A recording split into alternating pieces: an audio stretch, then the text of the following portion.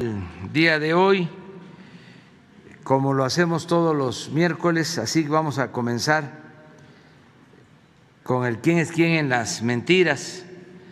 Vamos a que nos informe Elizabeth García Vilchis y luego abrimos para preguntas y respuestas.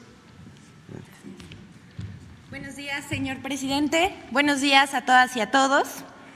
La Cumbre de América del Norte, en la que participaron el presidente Andrés Manuel López Obrador y sus homólogos de Estados Unidos, Joe Biden, y de Canadá, Justin Trudeau, fue un éxito. Se acordó sumar esfuerzos para salir de la crisis sanitaria y económica. También se defendieron los derechos de los migrantes y se avanzó en la propuesta para atender el desarrollo de las regiones que expulsan a su gente. Mientras se propone la cooperación entre países, también se defiende de manera inteligente la soberanía nacional y los intereses de los mexicanos. Sin embargo, en medios de comunicación y en redes sociales, periodistas, columnistas y opositores propagaban la falsa idea de que la reforma eléctrica iba a provocar un choque con Estados Unidos y Canadá. Nada más alejado de la realidad. El diálogo tripartita demostró que hay una excelente relación entre los gobernantes de México, Canadá y Estados Unidos. Hubo un diálogo respetuoso y los planteamientos de nuestro presidente fueron bien recibidos por sus pares. Aunque hubo personajes que se enojaron mucho, como Jorge Castañeda, que hasta cuestionó a Joe Biden por avalar la política populista de López Obrador y no criticarlo por la reforma eléctrica. Utilizan lo de siempre, las técnicas para descalificar y golpear al gobierno del presidente Andrés Manuel López Obrador. Y de la Cumbre de Washington destacó el cálido recibimiento y las muestras de afecto de nuestros paisanos migrantes, mexicanos que lo recibieron festivamente en la capital de Estados Unidos, algo nunca antes visto con ningún otro mandatario. Ahora sí, pasamos a nuestra sección de hoy. The Washington Post difunde artículo para señalar que mientras la COP26 busca la salida del carbón, México se resiste. Algo completamente falso. Los medios de comunicación han buscado todo tipo de pretextos o situaciones para desprestigiar a México en la cumbre contra el cambio climático. Que si México no firmaría el acuerdo contra la deforestación, que si no iba a cumplir con su cuota de energías limpias o que México defendió el uso del carbón, lo cual es totalmente falso, puesto que son China, Alemania y Estados Unidos los que defendieron el uso del carbón. El 11 de noviembre de 2021, The Washington Post publicó un artículo titulado «La COP26 busca la salida del carbón. México se resiste a dejar un combustible que mata».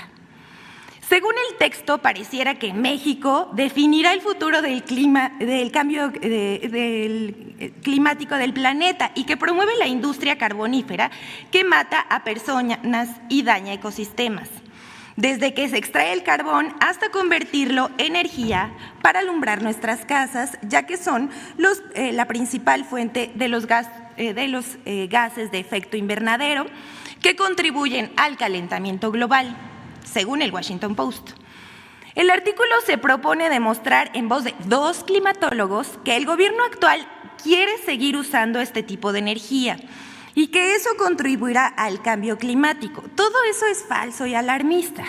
Primero que nada, hay que aclarar que México contribuye con apenas el 1.8% de las emisiones de carbono en el mundo, muy por atrás de China, que tiene el 26%, Estados Unidos con el 13%, Europa con el 9%, India con el 7% y Rusia con el 4%. En comparación con México, que solo produce 9% de su electricidad con carbón, China depende del 66.1% del carbón, India del 73%, Alemania del 31.8% y Estados Unidos del 24.5%. Aquí está la gráfica donde podemos ver estas cifras. La Comisión Federal de Electricidad aclaró que solo cuenta con 3 plantas de carbón para producir electricidad y que en 2020 contribuyeron con el 10% de la electricidad del país. Pero la empresa informó que no construirá nuevas plantas carboeléctricas. Si comparamos a México con otros países, ya se puede entender la mala fe de este ataque al gobierno. Además, China construirá 92 nuevas plantas de carbón, la India 30, Indonesia 24 y Japón 10. Se dice que la CFE produce electricidad con energías sucias, pero aquí les recordamos que la Comisión Federal de Electricidad produce el 55% de la energía renovable y limpia del país y los privados el 45%. El plan de negocios de la Comisión Federal de Electricidad establece la modernización de 14 hidroeléctricas, así como nuevos proyectos de generación a base de gas natural, viento, sol y otras energías renovables. Además, se va a construir una de las plantas de generación solar más grande del mundo y la más importante de Latinoamérica, en Puerto Peñasco, Sonora. Producirá 1,000 megawatts y beneficiará a 4 millones de personas. Para ello, se dedicarán 9,000 millones de pesos. La siguiente, por favor. Falso que Gas Bienestar en Iztapalapa sea más caro que los privados. Como se consignó el miércoles pasado en esta sección, no hay una semana en la que los medios de comunicación no difundan noticias falsas sobre la reforma eléctrica. Pero tampoco pasa una semana en que no falseen información sobre Gas Bienestar. Esta vez periódicos como El Universal y El Heraldo difundieron en sus páginas que Gas Bienestar en Iztapalapa registra precios más altos que las empresas privadas. Según El Universal, en la semana del 14 al 20 de noviembre en Iztapalapa, Gas Bienestar estaba dando el kilogramo de gas LP a un precio de 20 pesos con 50 centavos y 25 pesos, cuando el kilogramo en la zona era de 24 pesos con 75 centavos por kilo. Sin embargo, esa información es falsa. La Comisión Reguladora de Energía publica cada semana la tabla de precios máximos aplicables de gas LP a consumidores finales por región y medio de venta. Y en la aplicación de Gas Bienestar aparecen los precios actualizados de cada zona y nunca pasan del precio máximo. Esto, por supuesto, fue aprovechado por la oposición que, sin verificar, enviaron mensajes a través de redes sociales reproduciendo mentiras y alertando sobre los supuestos precios del Gas Bienestar. Es el caso de Emilio Álvarez y Casa, Mario Di Constanzo y la legisladora Lorena Piñón. A los usuarios de este servicio les invitamos a que revisen los precios en la página del Gobierno de México para que conozcan los precios máximos del gas y no se dejen engañar. La siguiente, por favor. Falso que el secretario de Salud, Jorge Alcocer, haya presentado su renuncia al cargo. Como parte de la guerra sucia en contra del Gobierno de México y la infodemia que prevalece, difundieron una versión no confirmada que daba por hecho la renuncia del doctor Jorge Alcocer Varela como secretario de Salud Federal.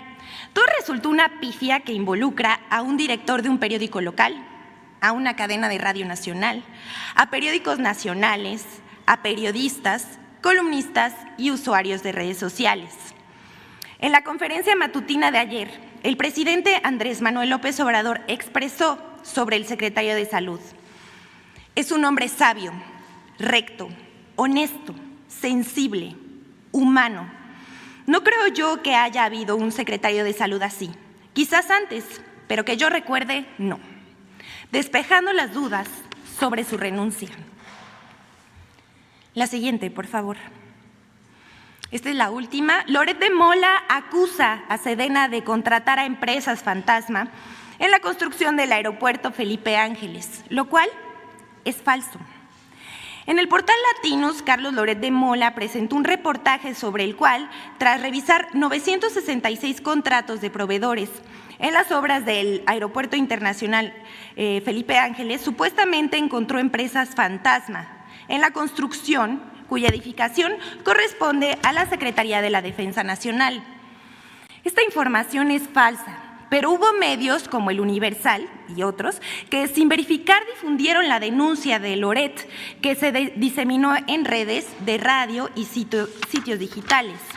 Al respecto, la Sedena aclaró que las adquisiciones de bienes y contratación de servicios se llevan a cabo con estricto apego a las leyes, reglamentos y demás disposiciones aplicables.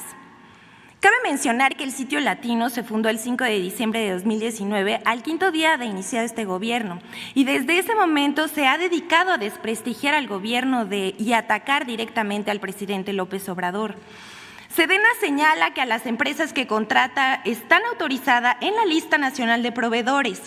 Cuenta con registro, los ingenieros militares han cumplido con los requisitos establecidos por la ley.